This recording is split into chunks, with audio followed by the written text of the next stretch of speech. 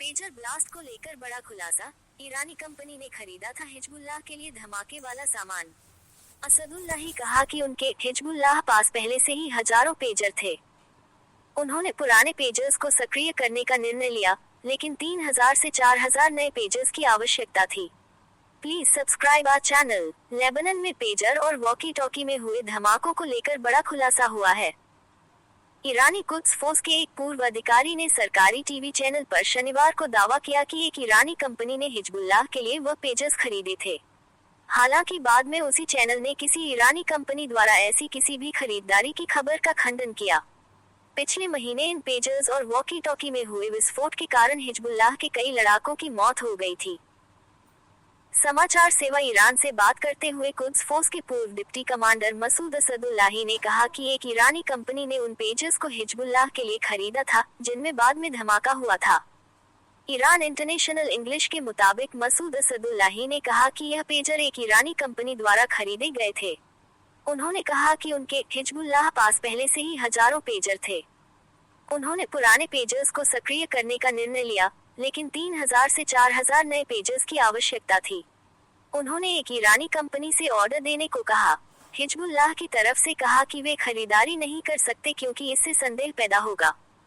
उस कंपनी ने एक प्रसिद्ध ताइवानी ब्रांड के साथ बातचीत की जो पेजर का उत्पादन करता था और 5000 पेजर का ऑर्डर दिया। पेजर ईरानी कंपनी को सौंपे गए और फिर हिजबुल्लाह को दे दिए गए। मसूद असदुल्लाही ने कहा कि हिजबुल्लाह का जिन पेजर्स के जरिए नुकसान हुआ है उनको इस्तेमाल करने से पहले सुरक्षा जांच से गुजरना चाहिए था, लेकिन उनकी कोई सुरक्षा जांच नहीं की गई और उन्हें सीधा हिजबुल्लाह के पास भेज दिया गया।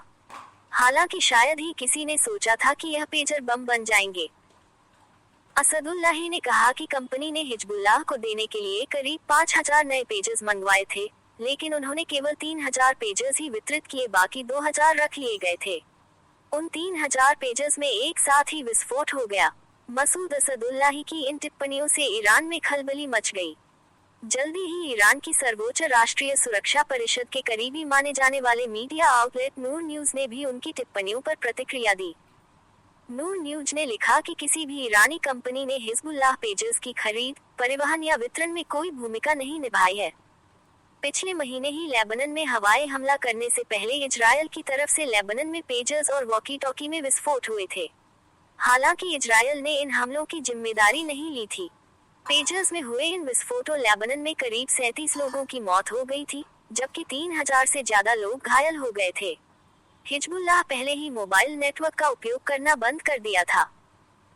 बाद में जब पेजर्स और वॉकी टॉकी में भी धमाका होना शुरू हो गया तो हिजबुल्लाह का आंतरिक संचार नेटवर्क ध्वस्त हो गया, जिसके बाद इजरायल के लिए हिजबुल्लाह पर हमला करना और आसान हो गया।